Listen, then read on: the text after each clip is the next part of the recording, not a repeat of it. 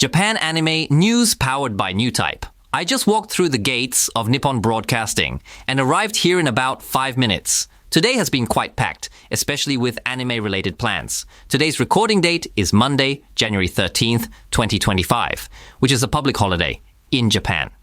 Since it's a holiday, we usually hold the Anime Song Awards, known as the Reiwa Anime Song Awards, on the night of December in the year-end while drinking.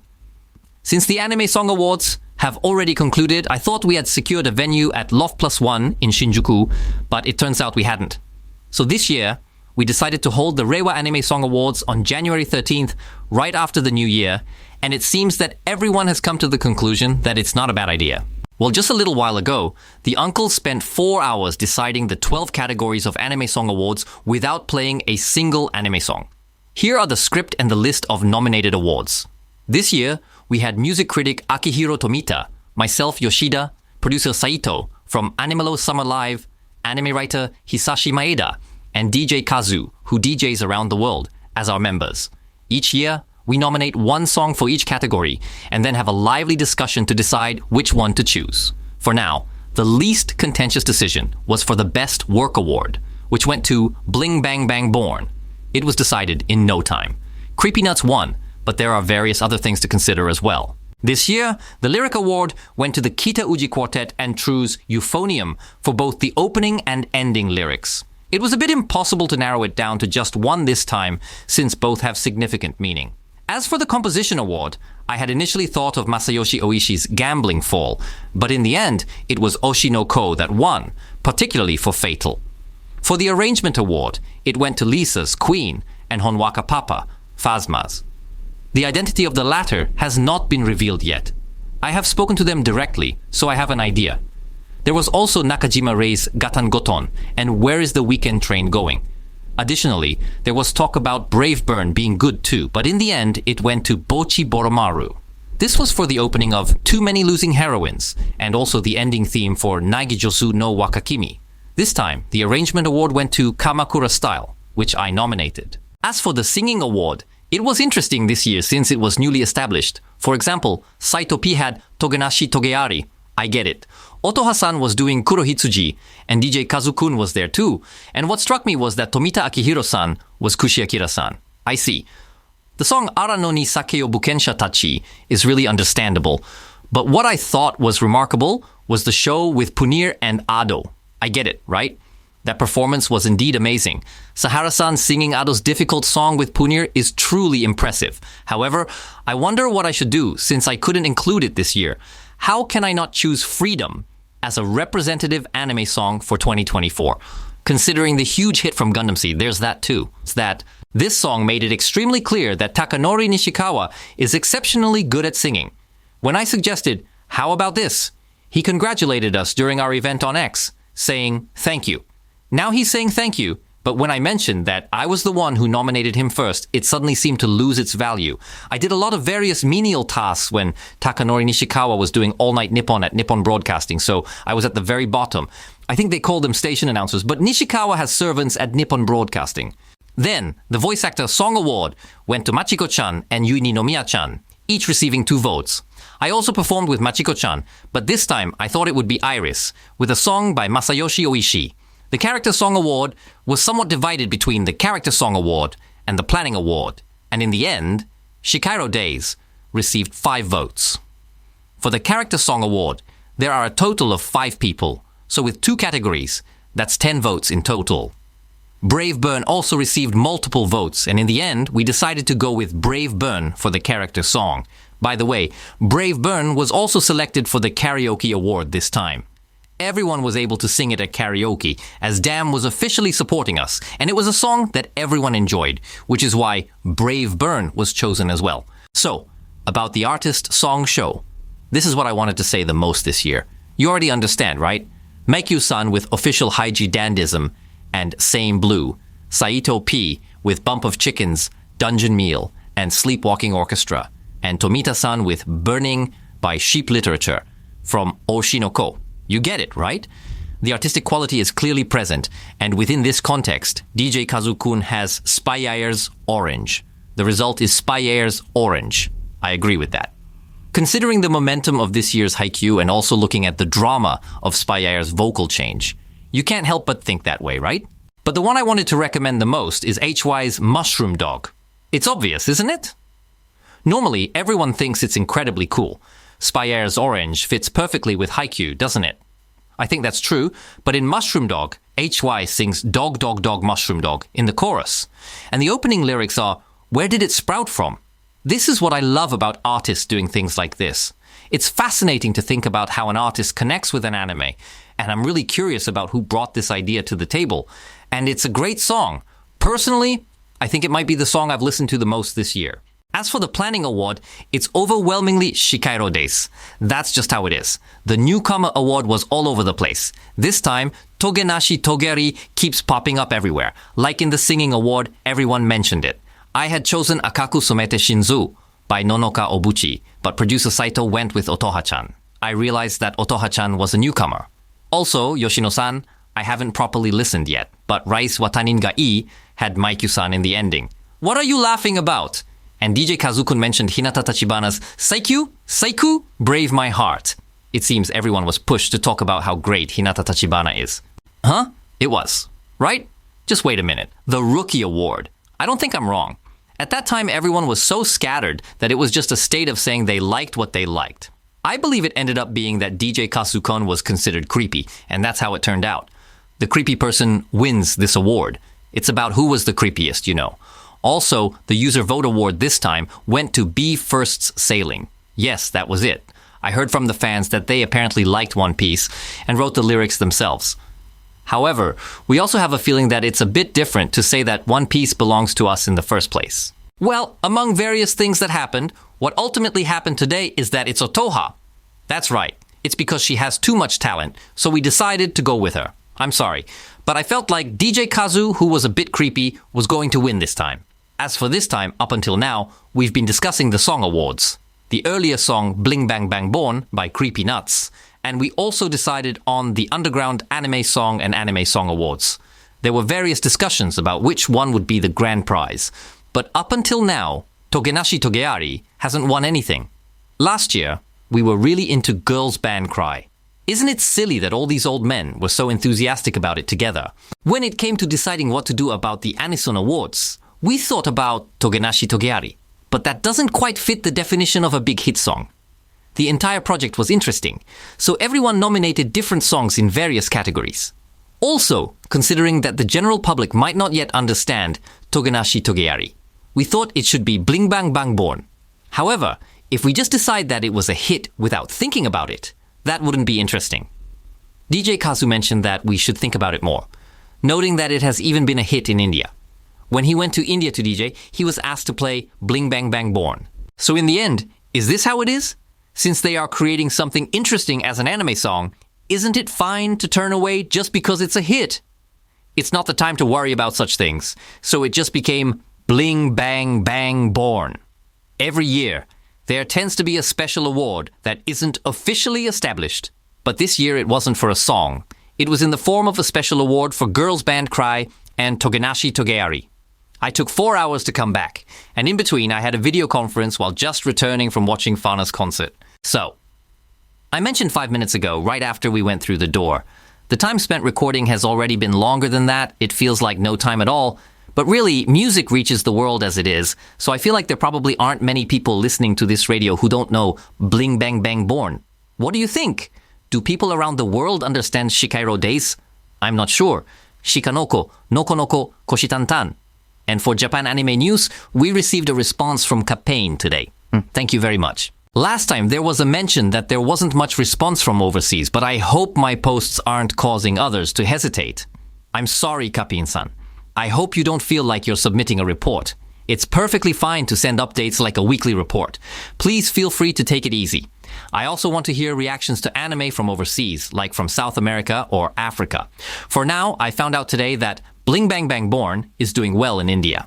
By the way, my college daughter has a part-time job, and one day she ended up talking about anime with an older American male colleague. She was surprised to find out he was the type to watch anime. It seems like this is the case at this time of year. Until now, we only focused on otaku in Japan. But after COVID, A lot of regular people started watching as well. Since everyone had to stay at home, they thought, what should I watch? And ended up finding anime interesting. Japan was the same. And as I mentioned several times last year, we went to Abu Dhabi, Singapore, and Seoul. Everyone feels that way. Around the world, the same thing is happening right now. Today, Akihiro Tomita mentioned something that made me think. It seems that the Japanese anime industry is currently worth about 3.3 trillion yen. But the government is saying it aims to reach 10 trillion yen by 2028. They are also talking about reaching 30 trillion yen by 2033. Is that really possible? For cars, if you build a lot of new factories, it could be feasible to increase production from 100 units to 10,000 units. However, for anime, it's not like you can go from producing 100 titles to 10,000 titles. Also, we can't do continuation viewing, right? In that case, while we have a project where we watch a series of episodes in one go over 3 hours, we can't do that. So what goes beyond that? I guess it means that more and more people will start watching the same work together. Well, there are such stories, and when it comes to figures and related items, it might be possible to go if we include those. Dragon Ball is one of them, right? The number of anime being produced isn't increasing after all. I think it's evident that there are adults aiming for such things, and it shows up in places like this. When the topic of favorite works came up, he mentioned that he likes Frisia of the Funeral, and when I told him that my daughter hasn't seen this work yet, he said, Frisia is great, with a hint of sadness, and then returned to his post. By the way, my daughter's enjoyment this season seems to be Kusuria no Hitorigoto Season 2. I understand that? Yes. But regarding Frieren, that kind of work, right? I wonder if people overseas can grasp that wabi-sabi feeling. RPGs are played all over the world. In fantasy RPGs, they probably can understand that. They can also understand the part about saving the world. When it comes to Frieren, there are indeed a lot of cosplayers overseas. They look authentic to us, like Frieren and such. In any case, I believe it's undeniable that the number of anime fans is increasing worldwide. So I'm really curious about how many people around the world are listening to this. If you don't mind, this program is a podcast that delivers anime information to the world through the multilingual voice translation tool Lingueene. Based on the latest anime information gathered by the Newtype editorial team at KADOKAWA, I, Hisanori Yoshida, will be conveying Japan's anime industry and anime culture to the world. We should be distributing it to Chinese-speaking regions as well, but we haven't received any emails from there yet. This program was recorded on January 13th, 2025. So, there are people who are really helpful by posting about how they were unsure which anime to watch, like X. Thank you, Kotsume Umyumi. Right now, I'm focused on Zenshu and Ave Mujika. For now, on January 13th, I feel like I have to watch these. I think I mentioned that I watched up to episode 4 of Ave Mujika and was like, huh? But I've heard that people who watched up to episode 13 kept saying, huh? Too, those who have already seen it. Will it make me happy? If you say that, then shows from the Showa era weren't really about happiness either. It's really amazing. The worldview is truly unbelievable. Unlike anything in Bantori, it's gradually becoming about why the girls in Bantori are in a band. It's incredible. So, this is Yoshida Hisanori's Japan Anime News powered by Newtype. This week, we have new information. It seems that an original TV anime titled Hibi wa Sugiredo Meshi Umashi, created by the staff of Non Non Biori, will be broadcast this year. Originally, there was a manga for Non Non Biori, and the original creator Ato is serving as the original creator for this anime as well. Of course, director Kawamura, who worked on the previous anime, is directing this one too, with music by Hiromi Mizutani and animation production by PA Works. The catchphrase is, cute, delicious, ultimate meals. I think this has solid potential. Whether it will sell extremely well or not will depend on the circumstances, but it will likely generate some buzz. However, I don't think watching it will leave anyone with a bad feeling. On the one hand, it will likely be a hit, but in a good way, it will probably evoke unpleasant feelings that are necessary for entertainment, like the TV anime Fate Strange Fake. There are often betrayals, painful moments, and genuinely disturbing elements, right? But that's what entertainment is all about. This time, it's by Ryogo Narita, the author of works like Durarara. It's an adaptation of a novel he has been writing since 2015, depicting a false Holy Grail war set in the American city of Snowfield. You know about the Holy Grail War, right? Masters and servants fight for the Holy Grail. The summoned servants are assigned a class regardless of the time and place they are summoned. These are known as heroic spirits, which are famous historical figures. However, this doesn't have to be limited to Japan. It could really happen anywhere. If it can happen here, it should be possible everywhere. Don't you want to see a Chinese court-style fate? You want to, right? It could be done in so many ways. Like, what if fate appears in the midst of a revolution? If they obtain the Holy Grail, it would totally be possible for Che Guevara to achieve the revolution. Or maybe Che Guevara could be summoned as a heroic spirit. Lubu Berserker. Something like that could easily lead to a Romance of the Three Kingdoms setting. I really want to see a world-expanding series like that in Fate. Well, this isn't about good or bad feelings, but Osomatsu-san is getting its 4th season starting in July. It's already been 10 years since the first Osomatsu-san. I see that a sequel to Dorohedoro is also in the works, set to be released in 2025. Once again, the director is Yuichiro Hayashi, and the animation production is by MAPPA, just like last time. Director Hayashi has been with us in Abu Dhabi all along.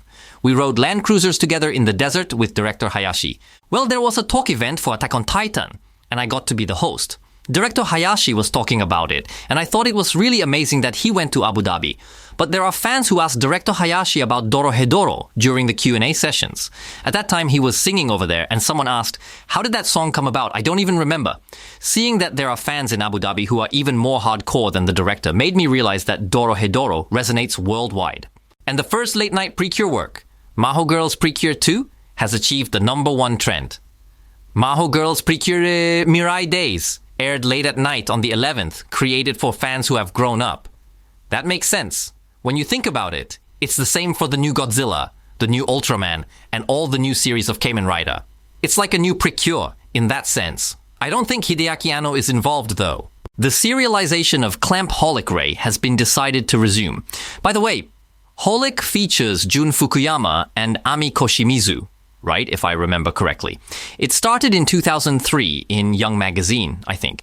It was renamed Holic Row in 2009 and concluded in 2011, but it began serialization again as Holic Ray in 2013, and now it's resuming once more.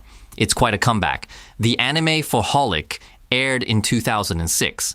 At that time, there were events held, and Shikao Suga sang the theme song, which was really cool. However, Suga is actually a huge fan of manga. It's strange that he hasn't done much anime songs since then. The understanding of the original work is extremely high, but indeed, during Holic, it was still rare to see such big-name collaborations, and it was unusual for big names to handle anime songs. I believe Clamp Sensei liked Suga-san and requested him. At that time, I remember that Suga-san was a guest on a show I was doing, so I went to get a comment from Clamp Sensei myself. I actually met Clamp Sensei directly just once.